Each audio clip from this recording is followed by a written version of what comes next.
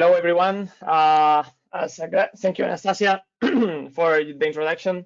My name is Daniel. I will be your first presenter today, and later on, Ivan will continue. So welcome to the session. I don't know if you know the project PrivateGPT, but we will be talking about that just for those that are not familiar to it. So the session is going to be split into 4 parts. Actually, a brief introduction I will take care of in just a minute. Then we will explore what PrivateGPT can offer us of today, both the API and the different ways you can use it, and also the SDK, the Python SDK.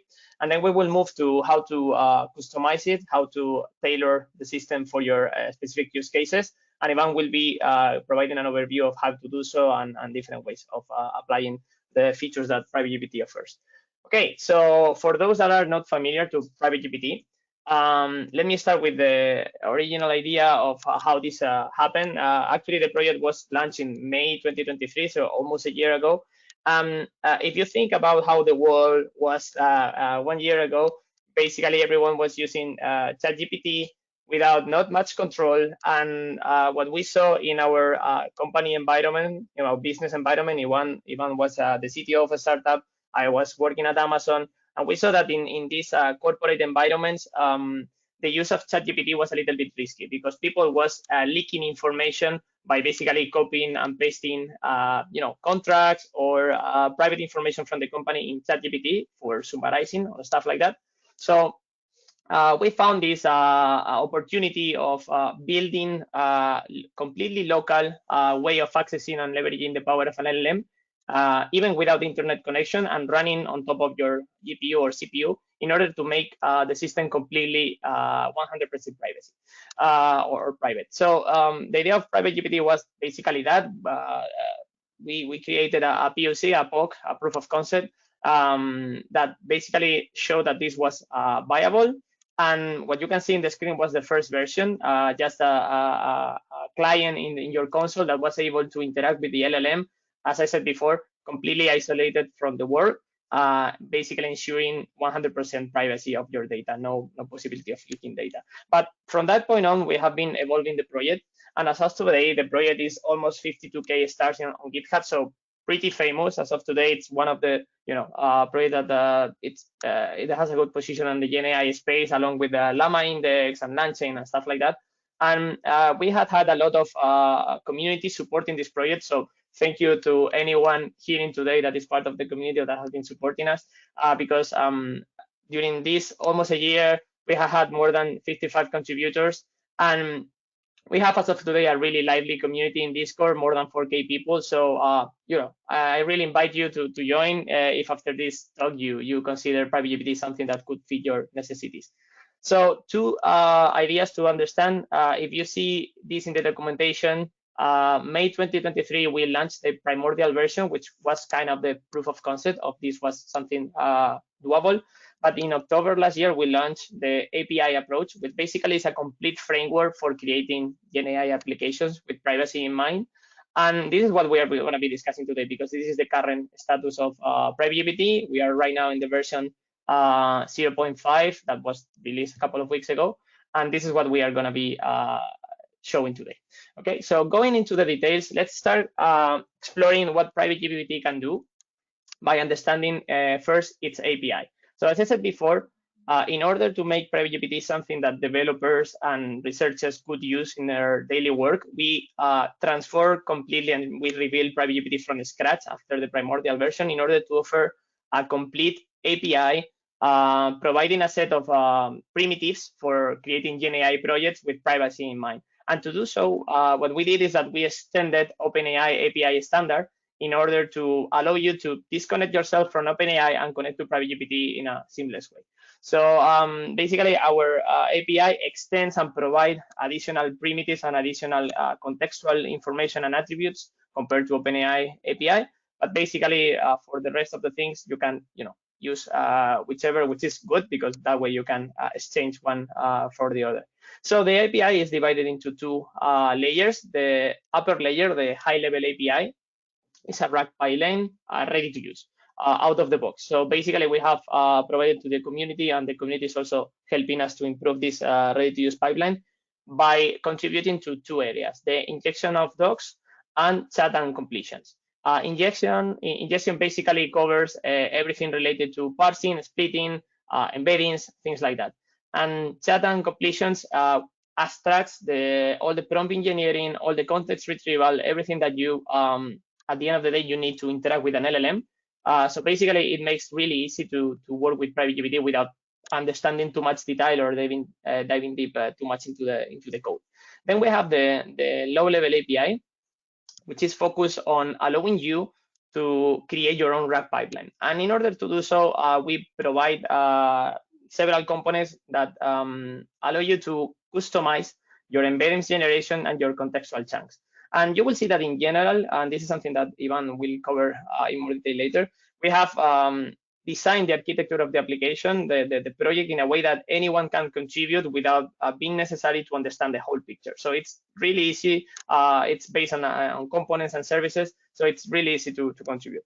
But a good way to show the power of PrivateGPT is to show it in action.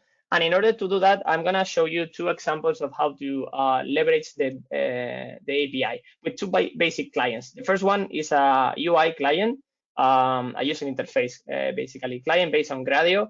And the second one, it's a playground that we have integrated into our documentation. So let's move to the UI client, which I already have running in my laptop. As you can see, I'm in my local host. So basically, I have followed the instructions that you can find in the PrivateGPT official documentation to set up the project and launch it. I'm also providing, the LLM provider is Olama, which is another open source project that we are partnering with. And you will see later in the next modules how you can select and customize who is the provider of your LLM and your embedding model, other things. So let's understand the API by understanding first the basic concepts that you can access through the UI. So this UI, it's something probably that you are really familiar if you have already played around with ChatGPT or BART or whatever other GenAI product. At the end of the day, we have a chat-based interface in which you can ask questions. Then we have different modes, and this is the interesting thing in which we have been super explicit in PrivateGPT in order to provide more understanding to users, which is you can talk to the LLM by leveraging the knowledge base that the LLM has been trained with, or you can also include the context or the additional context that you are generating for the LLM. And how you do that in PrivateGPT? Basically by uploading files. What I'm going to do is I'm going to upload this book, Talking to Humans, that I have here with me, physical copy. This book is about how to understand your customers when building a product and how to drive a successful customer discovery process. So I have, I am right now ingesting this book into PrivateGPT, basically to increment or to enhance the context that PrivateGPT has by default, which basically corresponds to the model that we are using.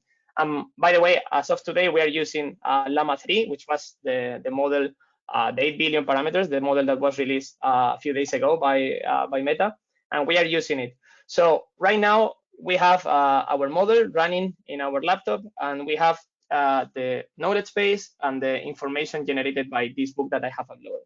So if we start basically with a really pretty example, let's ask the PrivateGPT, what's this book about? What's Talking to Humans about? If we do this by leveraging the knowledge base of the LLM, unless they have trained the LLM with this book, the expectant or the usual answer will be, hey, I don't know exactly what is this about. And as you can see, that's what the model is doing. The model is saying, hey, I'm happy to chat with you. I'm a conversational agent. We can discuss about different stuff, but I don't know about this talking to humans about. Actually, the model is it's understanding this as a way of referring to an artificial intelligent agent. So let's change the way we communicate in PrivateGPT, and let's incorporate the context of the book that I just ingested. So if I repeat the same question, what we will see is that now PrivateGPT is not just leveraging the context of the knowledge base of the LLM, but also the contextual awareness that we have generated, this additional context that we have generated through ingesting the book. And as we can see here now, PrivateGPT is able to answer properly, saying, hey, attending to the context that you are talking to, that you had just provided to me, this refers to a specific way of talking to humans related to get their insights, opinions, and knowledge. And I know that because of these sources. And this is something super interesting that we will see later, that we are leveraging also the sources to provide a specific information about from when we have extracted this information. Okay, so let's move now to a different way of interacting with the API, which is by using the docs of the project, the documentation of the project. We have a playground that basically is allowing you to interact directly with the instance of PrivateGPT that you have running in your machine. And here we have all the APIs. This is a super easy way to see how the completions API work, or how the chat completions API work, etc. But in order to go a little bit behind the curtains, let's go to the ingest list API, which is going to allow us to list all the documents that we have ingested in PrivateGPT so far. So in other words, which is the contextual information that we have. So if we execute this, we will see that we have a file name talking to humans, the one that I ingested a few minutes ago, and we have a lot of documents IDs. These documents IDs are basically representing pieces of the book. And the actual or the current logic of PrivateGPT is that basically we have one document ID per page. So basically this book has 80-something pages, I'm talking out of memory, and basically we have one document ID per page, okay? So let's pick, for example, I don't know, this one, page 14. And let's pick the document ID. And let's play around a little bit with this. We can now, with this document ID, we can go to the chunks API, and we can play around a little bit with this. Let's use this document ID, which basically is telling PrivateGPT, okay, I want you to focus completely on this specific document ID, this specific piece of context, instead of using the whole book. Let's use only this page. And let's ask a different thing, because what we want to do now is to look for content that is related to some specific test by doing some semantic similarity. So Q3 23 sales is probably not the best thing to ask here, but let's ask, for example, for customer feedback, which is something more related to a book that is about customer discovery process and interviewing customers for a product design. And then we have two interesting attributes, which is something that you cannot see in the UI client, but it's something that the API is going to provide you, which is a lower level of granularity to play around. Limit is the one that allows you to play around with the amount of results you want to have in your ranking. So what you are asking the LLM to extract and provide you a set of results, is they are going to be ranked by similarity factor, similarity score, and you can configure here how many do you want to play around. So for the sake of time, I'm going to say only 4, not because it's going to take more, but because I don't want to review all of them, the 10 of them. And then you have the previous and next chunks, which basically is going to give you additional context before and after the piece that you are looking for regarding your similarity score. So if we execute this, we are looking for customer feedback. So as I said, we have 4 results in our ranking, each of them with a similarity score. First one for sure, the one with the biggest one. And as we can see, we have a window of information related to this document ID, and we have the text that the LLM has extracted for the customer feedback input that we have provided. And also we have previous text, so basically sentences before this one, and next text, which are sentences after this one. So if you think about your use case, you will see that by playing around with this, you can really interact with an LLM in a smarter way in order to extract the information in a way that is going to improve your use case. Because maybe you want to work with a lot of documents at the same time, or maybe you want to go to a specific page within those documents, so you can alter dynamically the context window that you want to play around. Okay, so this is an interesting way of understanding the API. But let's move to an additional way, because right now it was kind of a simple UI or a playground in our documentation API. But if you want to create your own application, you will need to code at some point. So for those that want to play in that level, like they are software engineers or developers and they want to develop their own application, we have created a Python SDK to make things even simpler for those wanting to interact with an instance of PrivateGPT. So I have prepared already an environment in which I have installed the PrivateGPT Python SDK, which is also open source on GitHub. You can find it in the PrivateGPT documentation. And I have here my instance. So basically, I'm already in a code interpreter for Python. And what I'm going to do is just showing you guys how easy it is to set up everything in order to start working with the instance of PrivateGPT that I have running in my laptop. So first of all, I'm gonna import the SDK. So now I have it running. Now I'm gonna set up the client. So basically, I'm telling my Python application that my instance of PrivateGPT is running in localhost 8001. And now I'm gonna replicate something similar to what I have done before, but just showing you a little bit more detail. So basically, I'm gonna run the completions API. For the prompt, I'm gonna ask what is an MVP, which is content that it's part of this book, which is about creating products over products. But then I'm gonna use two interesting attributes that you already have seen. But now you're seeing, the insights of the application. So use context is an attribute that allows you to tell PrivateGPT if you want to use the ingested documents or not. In this case, I'm going to say true. And include sources is an attribute that is telling PrivateGPT to, apart from returning the result, also returning the sources that has been used to generate that result. And by doing that, and I'm going to execute this because this is going to take a few seconds. So by doing that, I'm basically telling PrivateGPT, okay, answer the question, what's an MVP? Use the files that I ingested, and please give me the sources that you use. So when that is done, which is already done, everything has been saved in this result variable. And it's important to notice that I have right here choices 0. Because at the end of the day, this is a ranking and we are picking the first result, which is the one with the highest similarity score.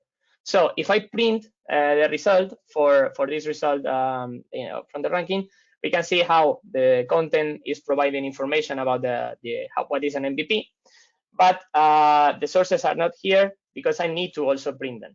So as you can see, what we have done here is telling the system to get from the result variable the information stored in sources, and we want the first one. In this case, it's just a single book that I ingested. So this is how you can see that we can correlate the information provided by the LLM and the source of that information in order to increase trust on what kind of information the LLM is giving me, and it's not hallucinating because I can go and look for this in this book in this case.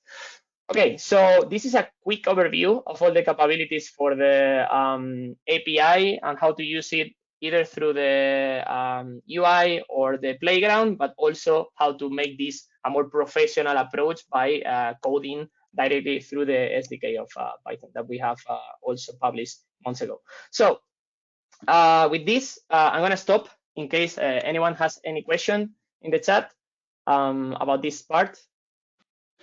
Yeah, this is actually, Danny, thank you for presenting this super clear. There's a couple of questions, very interesting ones. I'll start with a more technical one. So Matthew says, impressed by this so far. What sort of GPU is this running on? And, or as an alternative question, how painful is it to run on a CPU if needed? Okay, that's a really good question. So first of all, I would do a step backwards. In order to run this, I mentioned before that we are using Olama. That's an open source project that is also rocking on the AI community, on the GenAI community. I would totally recommend you guys, if you're playing with PrivateGPT for the first time, go and use Olama as your LLM provider, because it's gonna abstract you from a lot of complexities regarding to what kind of GPU, CPU, the model supports, all these configurations. They are pretty tricky. So if you use Olama, it's a really easy installer that is gonna provide the LLM for you to use it. And regarding the specific question, this laptop that I'm using is a MacBook M3 Pro, so quite, I would say, quite powerful, but this is still a laptop. So it's not something crazy. I have 16 gigabytes of RAM, so it's not a super powerful machine. It's a powerful laptop machine, so you can take that into account. And regarding the CPU, it's doable. Actually, we did that in the past, when we were starting with PrivateGPT 1 year ago. But the problem of the CPU is that you are gonna have a really bad experience, in the sense that this is optimized for running into GPUs. If you try to do so in a CPU, it's gonna work, but the configuration is gonna be tricky, and also the performance is gonna be quite bad. So it's gonna take way more seconds or even minutes to answer you back, depending on the level of information and context that you wanna deal with. So yeah, pretty painful, I would say. That's a straightforward answer if you try to run this in a CPU. Yeah, definitely. And the second option B is to go with a smaller LLM, but then your results are gonna be worse. So, second question is from Aquila. Is there a commercially supported version of PrivateGPT? Yep, that's an actually super good question. The straightforward answer is yes. Actually, if you look into our hoodies, Ivan and myself, we co-founded a company called Cylon, which is leveraging PrivateGPT technology. And yeah, so basically it's a commercial version of PrivateGPT, but we are not the only ones. Actually, we in the Discord community, if you ask, you will see that there are several examples of people that are already making money out of PrivateGPT, because at the end, the license allow you to do so. So yeah, the answer is yes. Several commercial supported versions of PrivateGPT, and actually we will be explaining some details of how to do so for Cylon later. And with that, if there are no more questions, let me then pass the floor to Ivan. No more questions, right, Ivan? No. Okay, perfect. Let me change the presenter, and you go. Okay. All right. I guess you can see my screen. Yes. Okay. All right. So yeah, thanks again, Danny. I think it was super clear that you can just clone PrivateGPT, set it up following simple instructions. Using Olama is a very good option if you're running locally, and start using it right away. Start using the API, the UI that Danny showed, and even better, start using the SDK to build your own applications. And as you saw in the examples, it is super flexible when you're using the SDK, so you can build different stuff from chatbots to semantic search engines and you name it. So the second module is about, okay, you started using PrivateGPT and now you want to move forward and start using it in your own setup. Maybe it is in your company, maybe you want to create a company out of it. So most probably you will want to configure the setup itself. And we're going to be covering how to configure PrivateGPT for your own specific setup without modifying the code base. So the whole idea of how to configure PrivateGPT is without modifying the actual code base is through a set of configuration files, which we call profiles. So with each of these configuration files, YAML files, you are creating a profile that you can load when you start PrivateGPT. The things that you can configure in the profile are a lot of different details on how you run PrivateGPT. Starting with the LLM, which is the key part. So Danny mentioned that you can use Ollama as the LLM provider, but you could also use Llama CPP also for running locally. You could use any third-party providers, cloud-based or not. So it is PrivateGPT is not only for locally running LLMs, it can also connect to external providers. You can connect to OpenAI. You can connect to SageMaker, for example, if you're using AWS SageMaker as your LLM provider. So all of that is supported out of the box. You don't need to change anything in the code base, just your settings file. The same for the embeddings. So you will want to create embeddings out of your documents, and you can choose local or remote providers for your embeddings. But that's not all. You can also configure how you store its data. So you need to store the vectors. So there are a set of vector databases supported, like ChromaDB, Quadrant, Postgres itself. And apart from everything infrastructure, you can even configure some parts of the RAG pipeline itself. So as you saw, PrivateGPT comes with an already working out-of-the-box RAG implementation, a simple one like a query your documents type of RAG pipeline. And even that one can be configured through a set of parameters without getting into the code base, which, by the way, is the module 3. We will cover also how you can actually change the whole logic within PrivateGPT. But for now, let's cover the things that doesn't require modifying the code base. As I said, all of those parameters can be configured in a YAML file, in a set of YAML files. And we do so, just so you know, if you're interested in software engineering, that we are using heavily this pattern of dependency injection. So you won't see any dependency on specific implementations of an LLM, of a database, or an embeddings provider.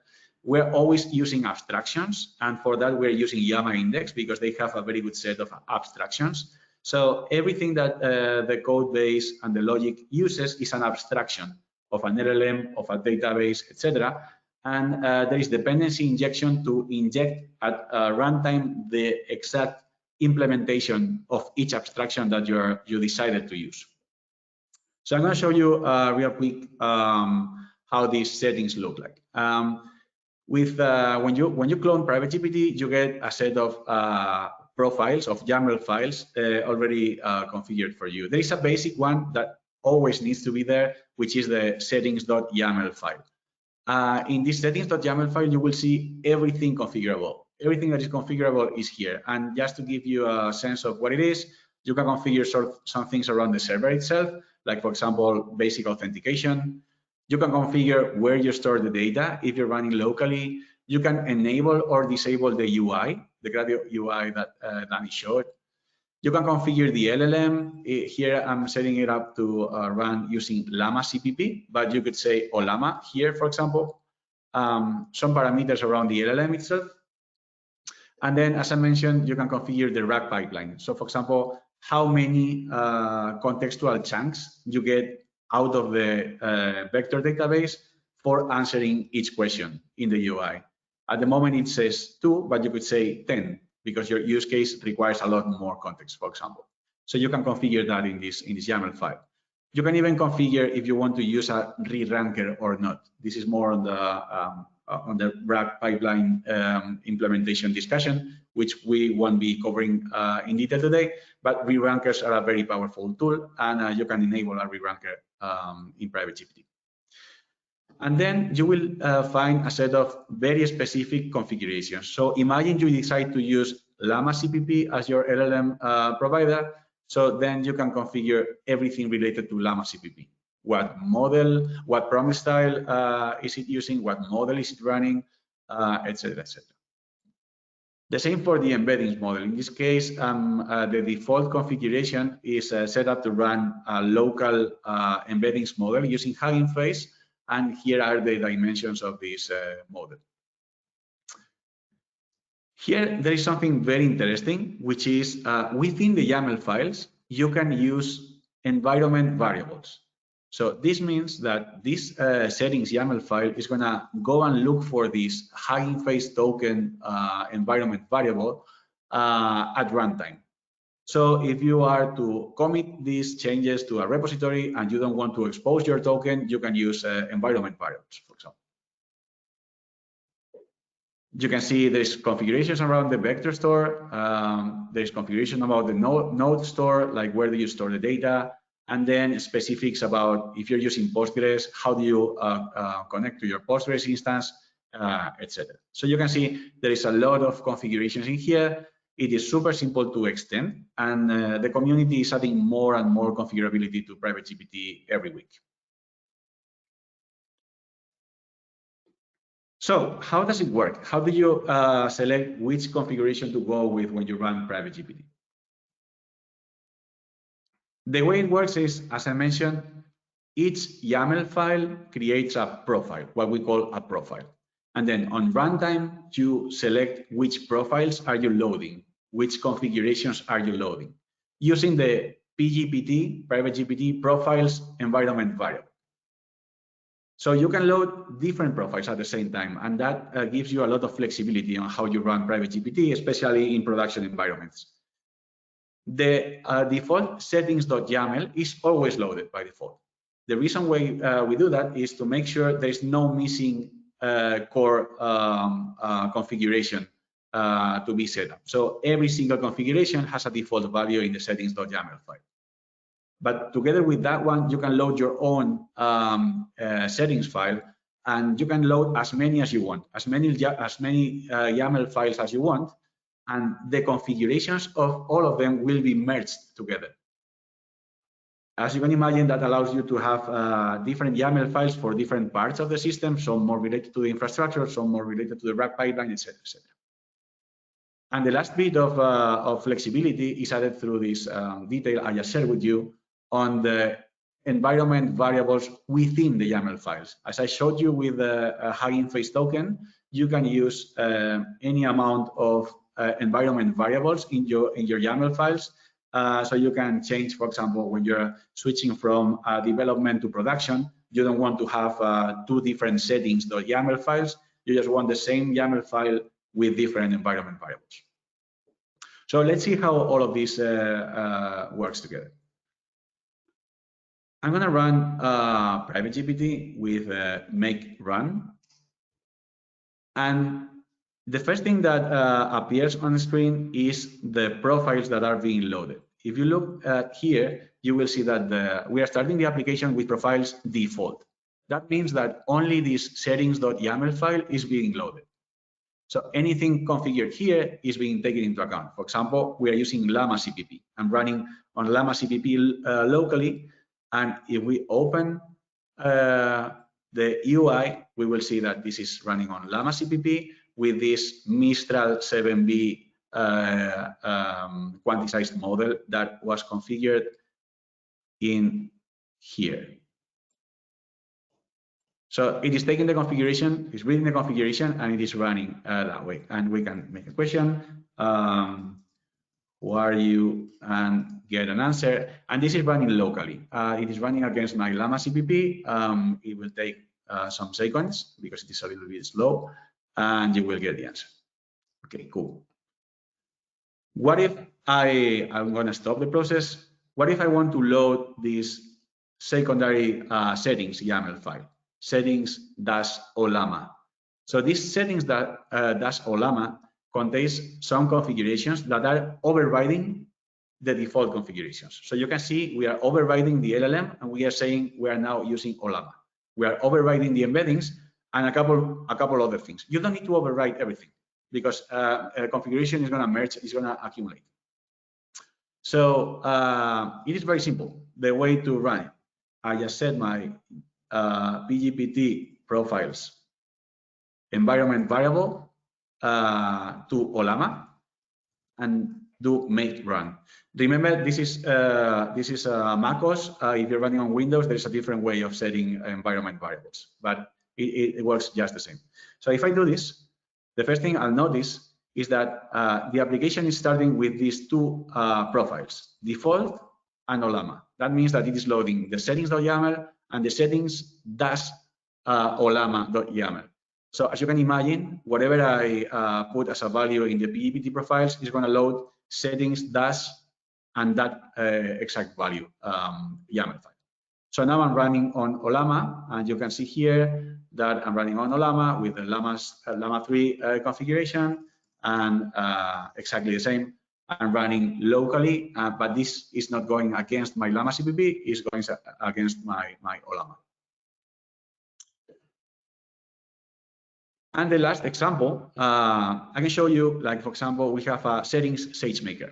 So I don't know if you know SageMaker. SageMaker is a service by AWS that allows you to serve LLMs and embeddings models through very optimized inference servers that they run themselves. So we have an up and running SageMaker in our private cloud with a powerful GPU, etc.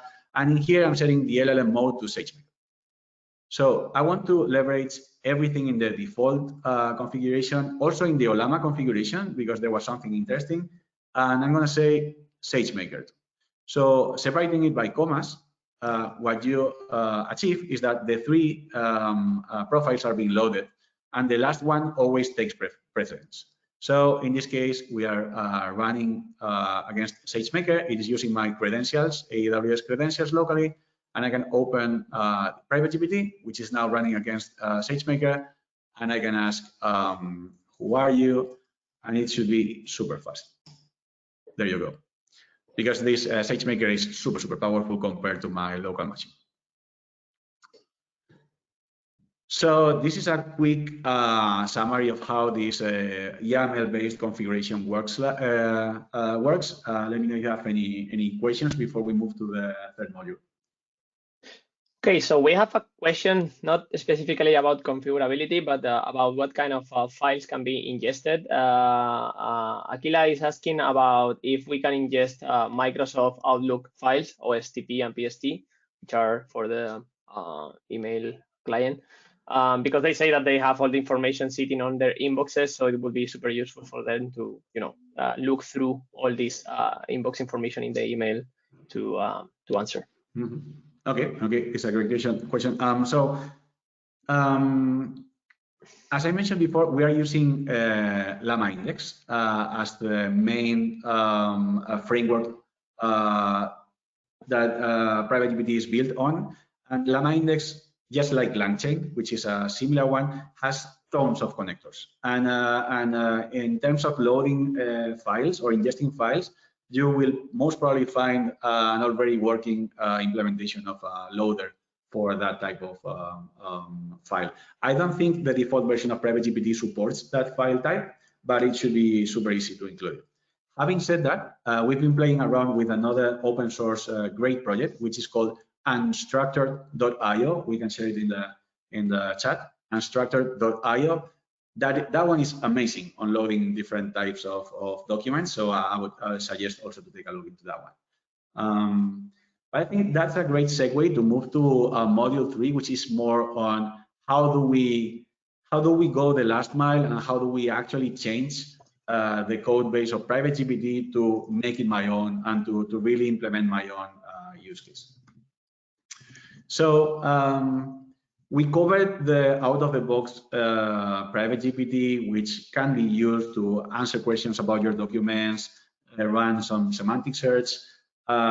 We covered how to do it with the Python SDK. We also covered how to change the basic parameters and configurations, so you can deploy PrivateGPT in different setups with these YAML files. And now let's get into how to get into the code and really changing it. How can I bring my own RAG implementation, for example, to PrivateGPT? Okay. So in order to modify the code base of PrivateGPT, which is quite simple, by the way, it is very important to understand the architecture of PrivateGPT. And it is a super, super simple architecture. And we built it that way on purpose, just to make it easy for the community to really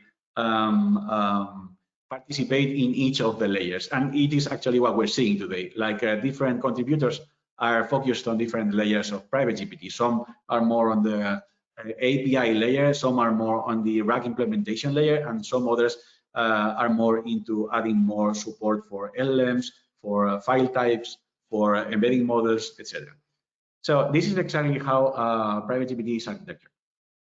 There is an upper layer, which is the routers, which is the API layer. It is a simple fast API. If you know, fast API is a super famous project used to build APIs on Python.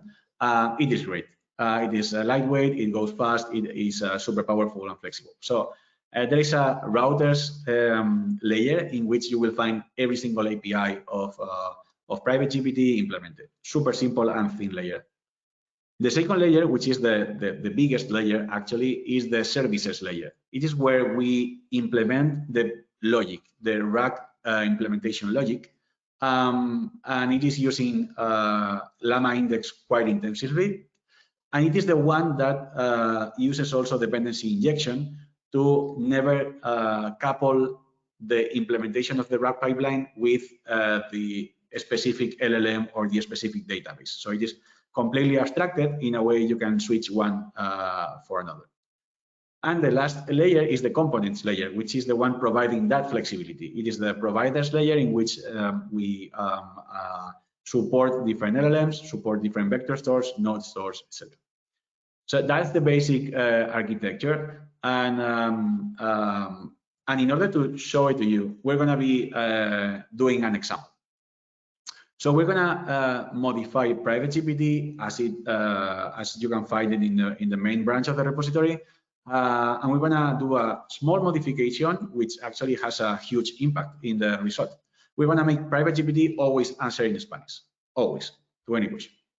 And in order to do that, we are not going to change the API, the routers layer, because we are happy with the API. We want to keep on using the SDK, everything the same. We are not going to change the components layer, the third layer, because we are happy with the flexibility of the LLMs, the embeddings. We don't need anything else. What we're going to change is the intermediate layer, the service layer, where the RAG implementation lives. So let's do it, and I'm gonna show you a little bit around the code base. Okay, so within PrivateGPT, this is the main code directory, and you will find two key packages. The first one is the server one. In the server one, you will see one package per main use case. So you can see the chunks use case, you can see the chat use case, the ingestion one. So this is where the logic lives. Within the chat, for example, which is the usual use case, like we chat, we have a contextual chat with PrivateGPT. You will always see this pattern. You will find a router and a service. So this is the top layer, the API layer, the service is the intermediate layer, the RAG implementation layer.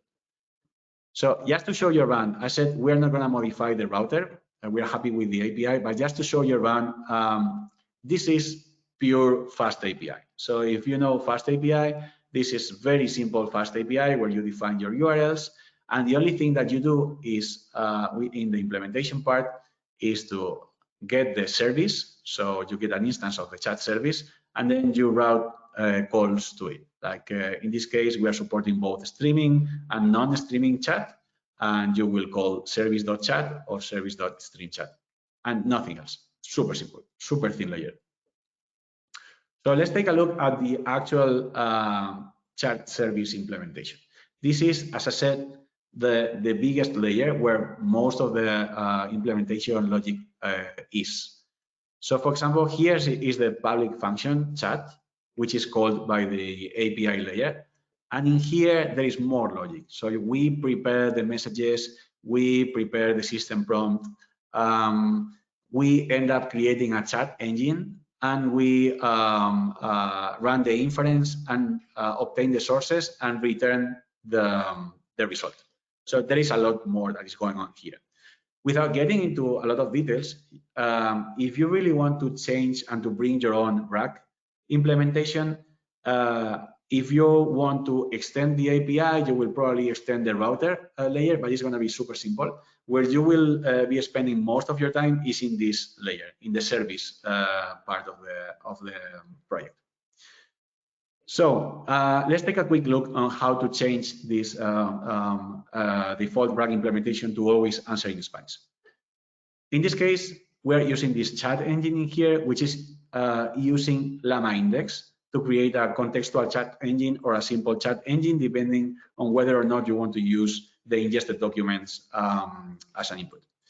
So here, Llama index accepts a system prompt parameter. We're going to fix it to always answer in Spanish, no matter the question. All right.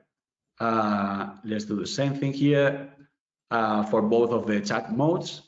And that's it. We could stop our PrivateGPT, run it again. I'm going to be running against SageMaker, for example, against Llama, just to make it fully local. I started again. Okay. And now, if everything worked, I'm going to ask what is the color of the sun.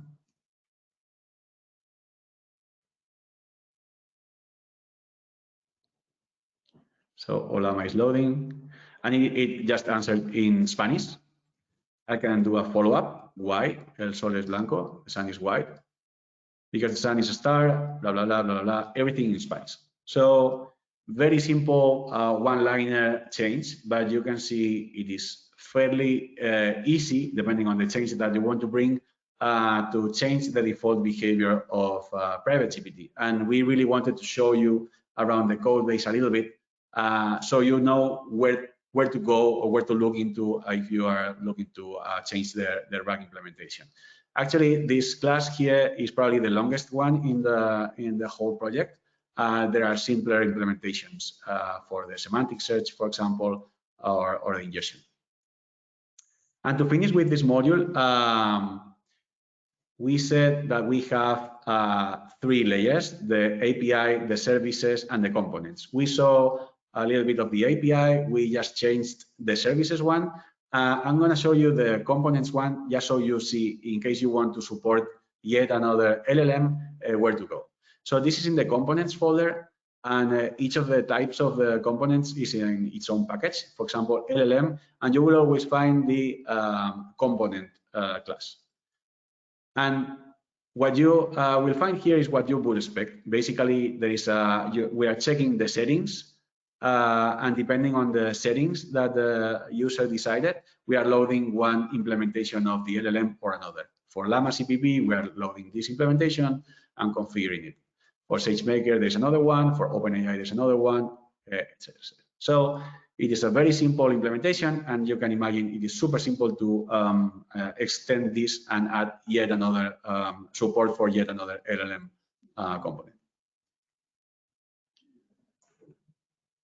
Okay, so this covers this third module.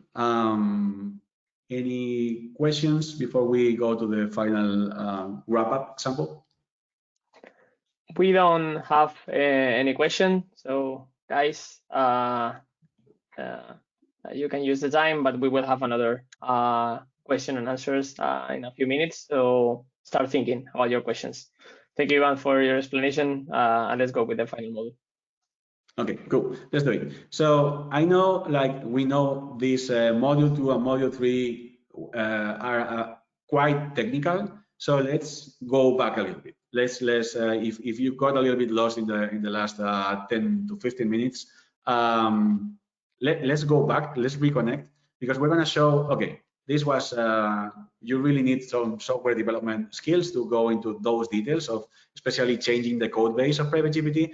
But what if I want to use PrivateGPT in a real world scenario? I want to build a real product using PrivateGPT. So that's exactly what we've been doing in the last months. So linking it to the previous question of a managed version of PrivateGPT, we are creating Cylon. Cylon is not only a managed version of PrivateGPT, it's way more. That's a different discussion, but happy to take it offline if you want to know more about it.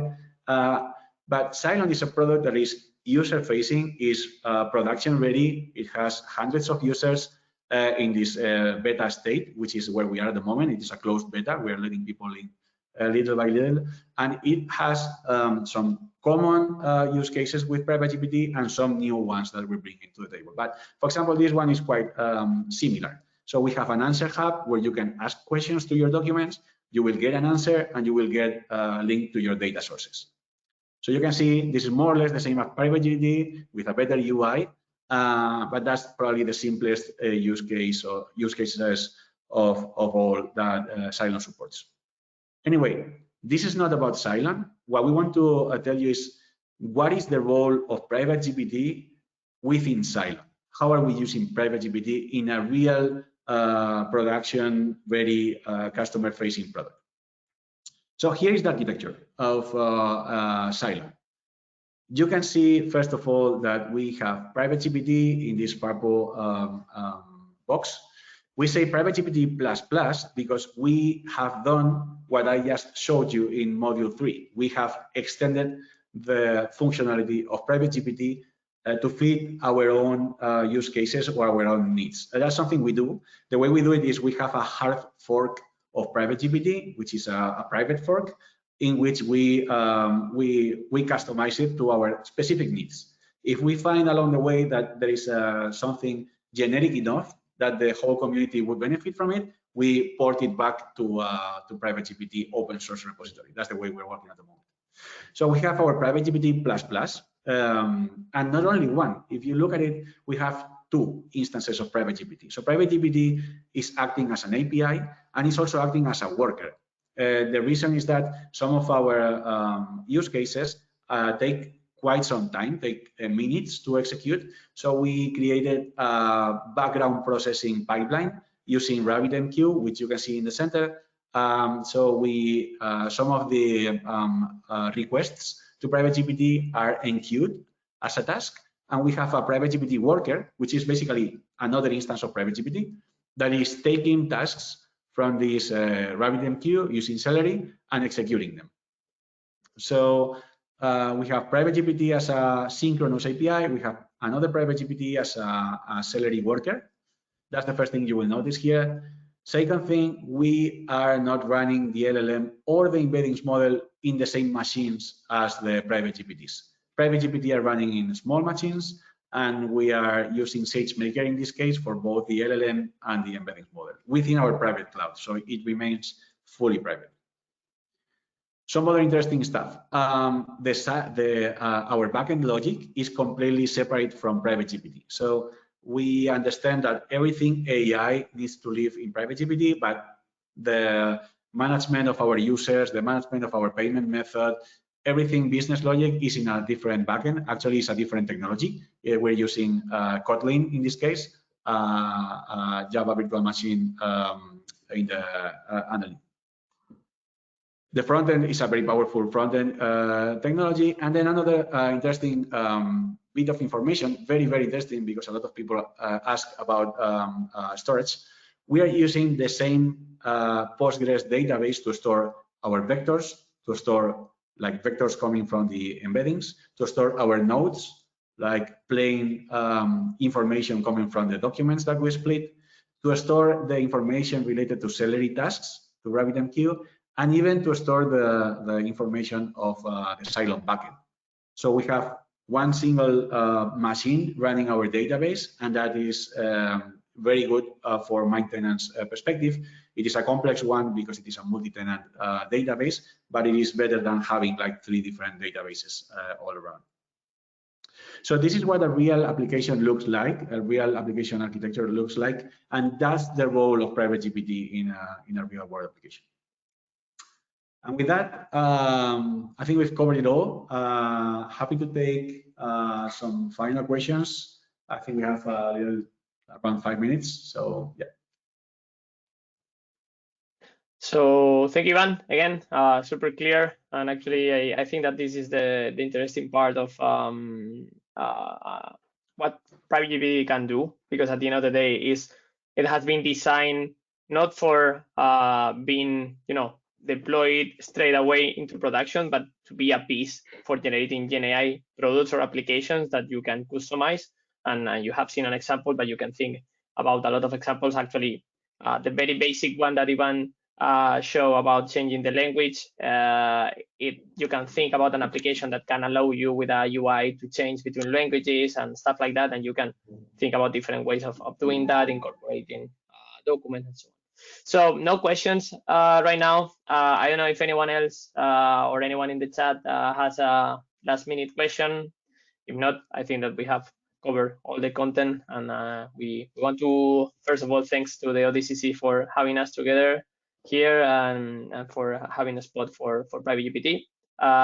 We really want you to join the Discord channel, join the PrivateGPT community. As I said before, we are more than 4,000 people in Discord, almost 52K people in the GitHub project. So yep, all welcome. By the way, we haven't said so, but if you go, you have any question, feel free to drop questions. I guess the channel is gonna be alive during the whole conference, so feel free to drop any question. And as I said before, apart from the Discord channel, if you go to the PrivateGPT.dev webpage, you will see all the documentation. You will have direct access to the GitHub repository, to the SDK, so everything to play around will be there. So yep, feel free to drop a message on the Discord or by email or whatever. It will be a pleasure to answer.